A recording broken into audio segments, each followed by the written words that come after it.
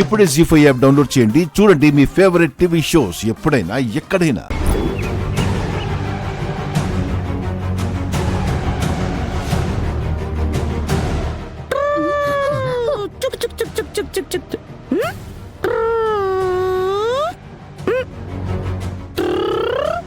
Mummy, మీరిద్దరూ ఇందాకే అందంగా ఉన్నారు, ఇప్పుడేం బాగాలేదు. ఇందాక అందంగా ఉండడం ఏంటక్క? వీళ్ళిద్దరు ఎప్పుడు ఇలాగే ఉంటారు కదా. లేదు, ఇందాక ఎర్రగా బూడిద రాసుకుని సూపర్ గా ఉన్నారు.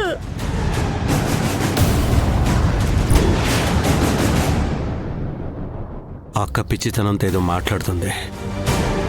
దీపక్, మీ అమ్మేదో చెప్తుంది, అవునని చెప్తే తను ఊరుకుంటుందేమో. నేనేం పిచ్చిదాన్ని కాదు, నేనేం అబద్ధం చెప్పట్లేదు. ఇందాక టింగ్ టింగ్ అని సౌండ్ అయ్యే ఒక బొమ్మను తీసుకొచ్చారు.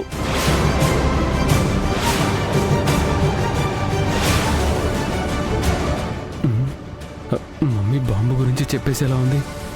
మామయ్యకి బాంబు గురించి తెలిస్తే నన్ను చంపేస్తాడు. ఏంటి కదా? ఏదో టిక్ టిక్ మని సౌండ్ వచ్చే బొమ్మ అంటుంది మీ అమ్మ. అదేం లేదు మావయ్య, మమ్మీ దేని చూసి ఏమనుకుంటుందో తెలియట్లేదు. మౌనిక, నువ్వు మమ్మీని లోపలికి తీసుకెళ్ళు. నేను వెళ్ళను బాబోయ్, నేను దగ్గరికి వెళ్తే నా చెంప పగలు కొడుతుంది.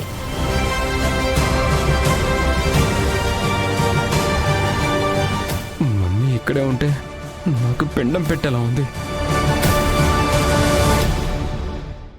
మమ్మీ, నువ్వు వెళ్ళి రెస్ట్ తీసుకో మమ్మీ. ఇదిగో, మీరు ఆ చిక్ చిక్ బొమ్మ గురించి చెప్తేనే నేను వెళ్తాను. దీపక్, అక్క అన్నిసార్లు ఆ బొమ్మ గురించి చెప్తుందేంటి? అది మావయ్య, మమ్మీ ఆ బొమ్మలు కావాలని మారం చేస్తుంది కదా మావయ్య, అందుకే చిన్న బొమ్మను ఆర్డర్ చేశాను. ఆ బొమ్మతో నేను ఆడుకుంటుంటే నా దగ్గర నుంచి ఇద్దరు తీసుకున్నారు. నా దగ్గర నుంచి లాక్కున్నందుకే ఆ బొమ్మ డామ్ అని పేలిపోయింది.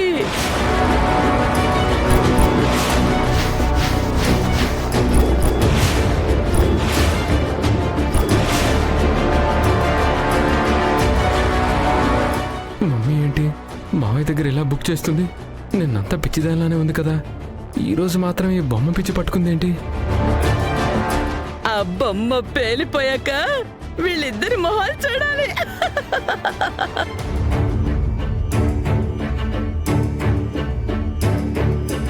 దీపక్, బొమ్మ పేలాడడం ఏంటి? ఏదో బాంబు పేలాడు చెప్తుంది. అది మావయ్య, మొఖాలు మాడిపోయేంతలా పేలిన బొమ్మేంటి దీపక్? నా కోసం తెచ్చిన బొమ్మ నాకు ఇవ్వకుండా ఆడుకుంటే ఇలాగే జరుగుతుంది.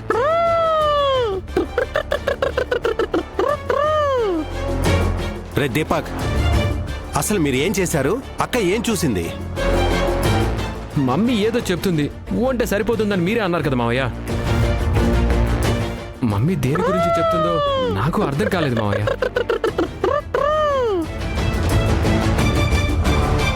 నమస్కారం సూర్యప్రతాప్ గారు. నమస్కారం డాక్టర్ గారు. రిపోర్ట్స్ వచ్చాయా?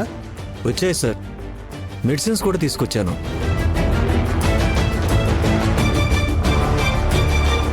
సంతోషం. అక్క ఇలా ఎన్ని రోజులు ఉండాలా అని భయపడ్డాను.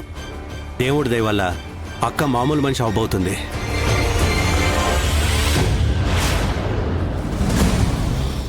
బాంబు కాండం నుంచి బయటపడ్డాను. మమ్మీకి పట్టిన పిచ్చిని తగ్గించే దారి కూడా దొరికేసింది కాబట్టి ఇప్పుడు నేను చెయ్యాల్సింది మందరానికి గతం గుర్తు రాకుండా ఆపడమే. ఆపుతాను. రండి డాక్టర్. మావయ్య, నేను ఒక ముఖ్యమైన పని మీద బయటికి వెళ్ళి వస్తాను. అదేంటి దీపక్, డాక్టర్ గారు చెప్పారు కదా మీ అమ్మ మామూలు మనిషి అయ్యాక వెళ్దూ గాని. రండి డాక్టర్, పదరా. మావయ్య,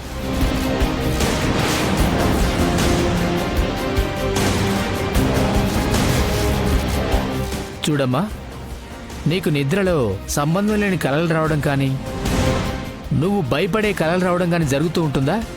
అలాంటిదేమీ రాలేదు సార్.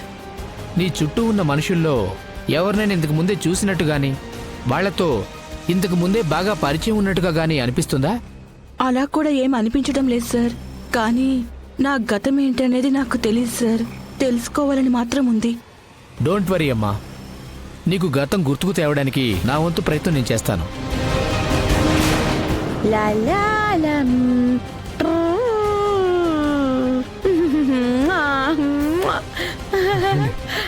డాక్టర్ చూడండి. ఏంటి మీరందరూ నా గదిలోకి వచ్చారు? బాబు అవును, చెప్పండి. వద్దు, నాకేం ఒక్క నిమిషం వద్దు. మమ్మీ. నన్ను వదిలిపెట్టండి. మమ్మీ ఉండు.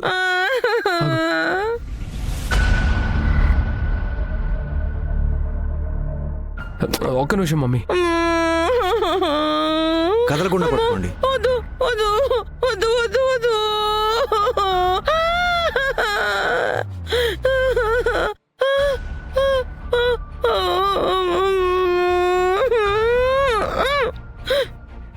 ఏం కాదు మమ్మీ. మమ్మీ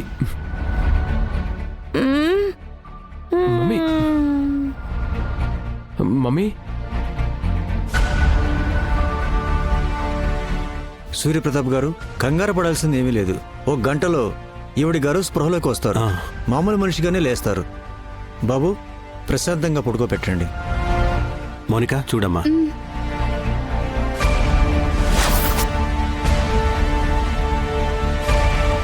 రాజు, బాబా దయ వల్ల మందారంకి గతం గుర్తుకొస్తే అత్తయ్య దీపక్ల బండారం బయటపడ్డంతో పాటు రాఘవని ఎవరు బంధించారో తెలుస్తుంది రాజు. తప్పకుండా మందారానికి గతం గుర్తుకొస్తుంది అమ్మాయి గారు. రాఘవ్ ఎక్కడున్నాడో తెలిసిన మరుక్షణమే రాఘవన్ తీసుకొచ్చి పెద్దయ్య గారి ముందు నుంచోబెడదాం. ఆ తర్వాత ఏం చేయాలో పెద్దయ్య గారే చూసుకుంటారు.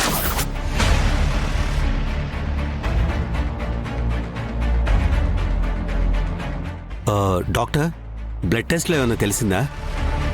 అసలు మా అక్క ఎందుకు అలా అయిపోయారు? చెప్పడం మర్చిపోయాను సూర్యప్రతాప్ గారు. ఆవిడ గారి బ్లడ్లో ప్రమాదకరమైన ఫ్లూయిడ్ ఒకటి మిక్స్ అయింది.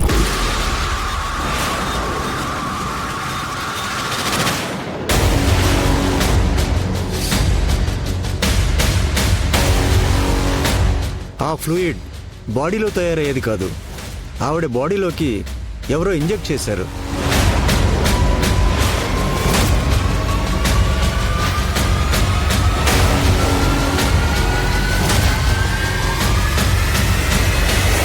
ఆ ఫ్లూయిడ్ వల్లే ఆవిడ ఇలా అయ్యి ఉంటారు.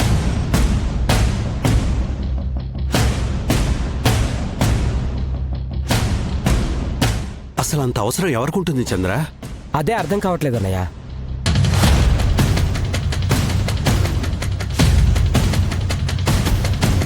చంద్ర అన్నయ్య, అక్కకి ఇలా చేసిన వాళ్ళని ఊరికే వదిలిపెట్టకూడదు. ఆ ఫ్లూయిడ్ ఎక్కడ దొరుకుతుంది, రీసెంట్గా ఎవరు కొన్నారో ఆ ఇన్ఫర్మేషన్ అంతా కనుక్కో. జీ5 యాప్ డౌన్లోడ్ చేసి అన్ని ఎపిసోడ్స్ పూర్తి ఉచితంగా చూడండి.